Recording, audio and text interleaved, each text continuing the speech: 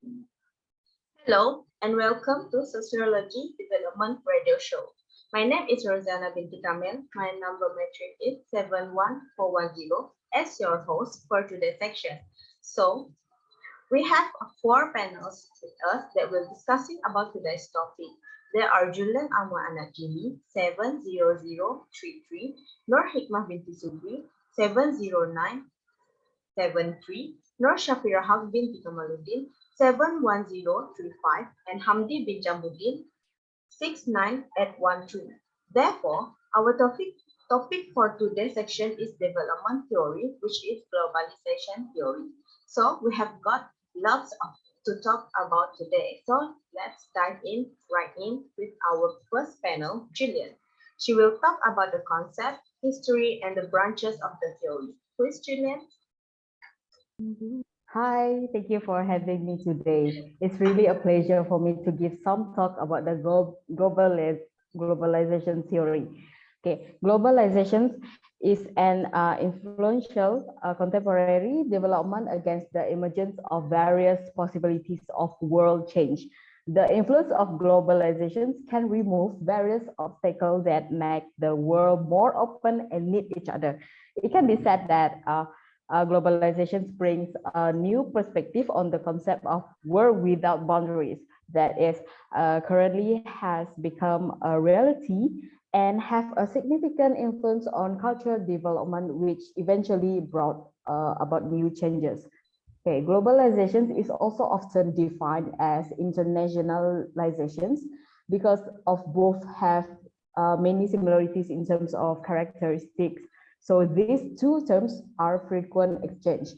In a broad sense, globalization refers to all activities of society in the world.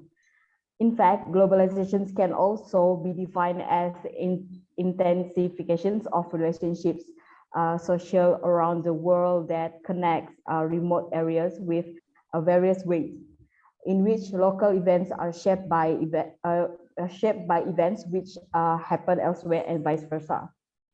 Okay, for the history, globalizations in this broad sense is a fact that is not need to be debated. And maybe we agree that in essence, the process globalization has existed long before the term globalization was introduced, or more to be precise, the process of globalization that occurred before the term globalization was introduced, often referred to as globalizations without a name. Globalizations was reality without name. Okay. These nameless globalizations existed before the era of colonialism and imperialism West, which started around 1500, even before Islamic civilization took over the world.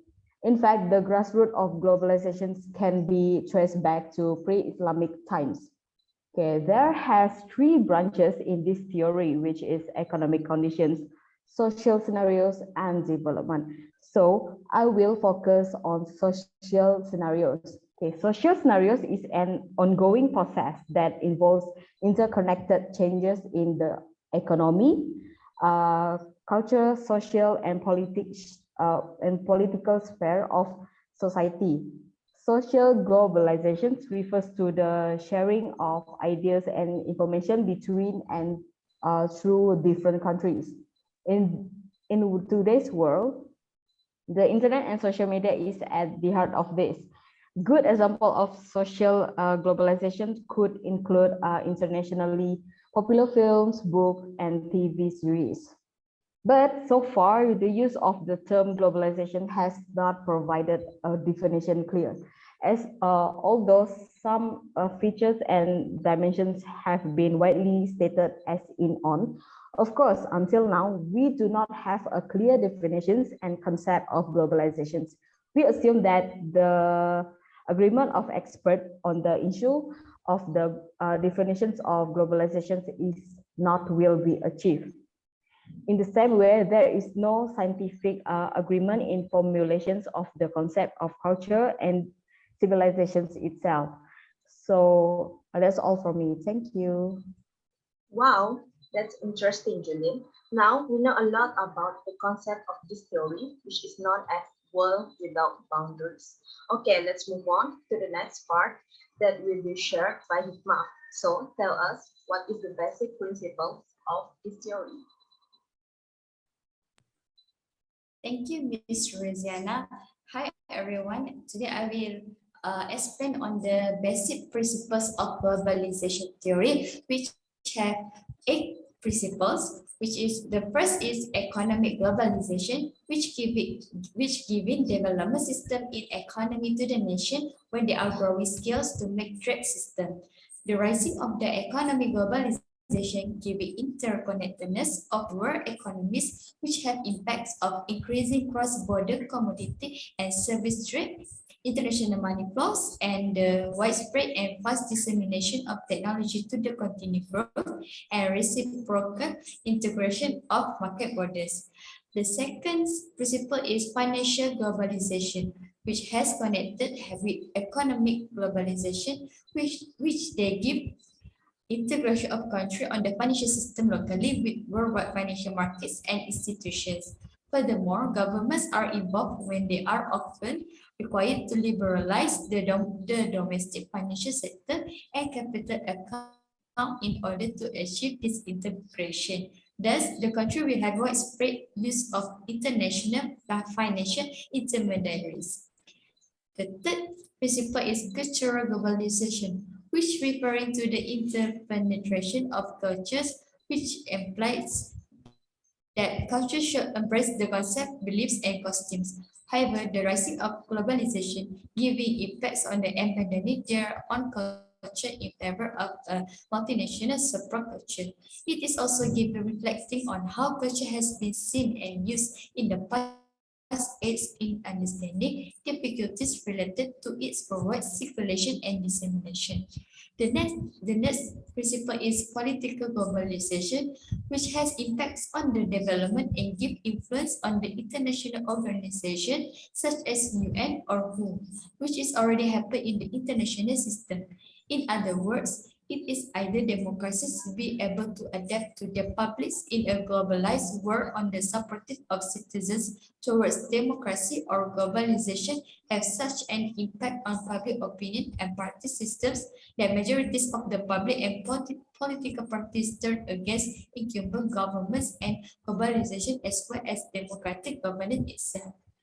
The fifth one is sociology globalization, a continuous process including interrelated change in society through economic, cultural, social, and political domains, which processing on the various features that are more integrated throughout nations, regions, communities, and even semi-isolated areas. The next one is technological globalization, which is the evaluation on the sophisticated power of gadget technology, which grows year by year while giving impacts on the society nowadays to make them easier to do any task. The technological innovations can make manufacturing on the trade agreement with another country to produce technology. The next one is geographic globalization, which they looks on the impact of the society, which has phenomenon of social happen. The rise in globalization interest reflects a widespread belief that something fundamental is ongoing in the globe. The last one is ecological globalization, which referring to the global environment issues which giving impacts on the loss in a range of resources on our ecosystem that causes deteriorating. In addition, the issues has contributed to the destruction of an environmentally sound and safe world, which may be affected by the deterioration on human species, animals, plants, and microorganisms. Okay, that's all from me. Thank you. Well, the show was surprising to know that this theory has so many principles behind it. So Shafira, which issues that you can relate to this theory? Can you share with us? Okay, thank you, Ms. Rosana. Given that Ms. Julian talked about the theory of globalization, so among the issue I can relate to the theory is issue of job loss. Okay, as we all know, we always need money to meet all the needs of our life, whether for food, clothing, school, shelter, health, and so on. All these things are important in life, and all these things can only be obtained through money. So, how do we make money? The only way to earn money is through work. Am I right? Yes, yes. So, how is such an individual able to get on with life if he has lost his job? Okay, the issue of jobless is actually one of the negative effects of globalization. This problem occurs when many irresponsible parties suppress the right of workers in terms of wage and working hours of workers. For example, Malaysia has set a minimum monthly wage of 1,200 ringgit Malaysia starting February 1, 2020, and working hours are 12 hours a day. If an employee works more than 12 hours, the employee is entitled to get paid than the employer. The problem exists when some employers feel burdened by the guidelines that have been set, so that they have to deny the right of employees and even have to lay off existing original employees to avoid losses. Since employers do not want to suffer losses, they prefer to hire workers from among foreigners who do not have a valid permit, as they are deemed unfit to question the salaries and working hours set by the National Wage Consultative Council. When employers prefer to hire foreigner as the employers, and then Malaysia have indirectly lost their job, even in their own country. So is it clear that the issue of job loss has a huge impact on society to earn money to continue living? That's all from me. Thank you. Okay, I agree with you, Shafira. Nowadays, the company tend to hire foreigners than our people itself. This will lead to lack of job opportunities, and our people will instantly lose their job. Now, we already know about the concept of globalization, the basic principle of it, and also the issues that related to this theory. So, Hamdi, can you share with us about the strength and the weaknesses of this theory? Okay, thank you, Ms. Rotiana. I will explain about two strengths and two weaknesses of this theory of globalization. The strength of the theory globalization is, first, globalization may be able to improve the world economically by solving many deep problems such as poverty and unemployment. Globalization generates resources and encourages the transfer of ideas that can be used for the improvement of individuals and communities. Among many other things, globalization makes the diversity of rural economies and increased agricultural productivity more achievable.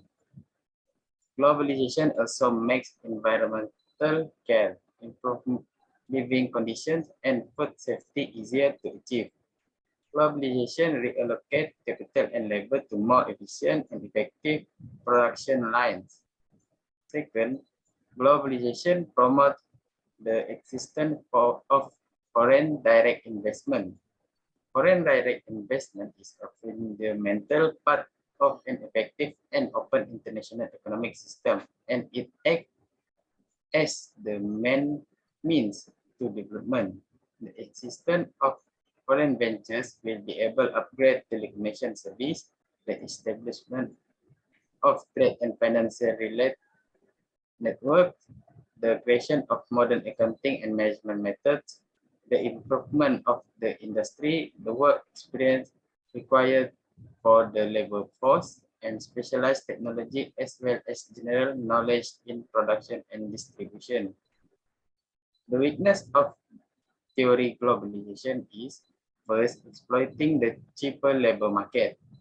Globalization also business to increase employment and economic opportunities in developing countries where labor costs are often cheaper.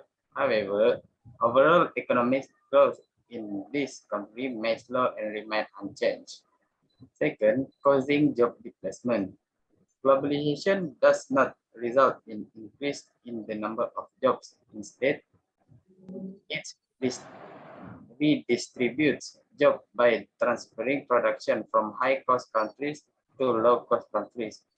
This means that high-cost countries often lost their jobs as a result of globalization as production goes abroad. That's all from me. Thank you. Well, our entire talk today was so amazing. All of us learned something new today as our topic was about globalization. Thank you for the interesting sharing, Julian, Hikmah, Shafira, and Hamdi. I'm sure our listener can learn something new from our session today. So that's all we have time for today, folks. Thank you so much for tuning in. We will see you again same time tomorrow. May have a nice day and goodbye.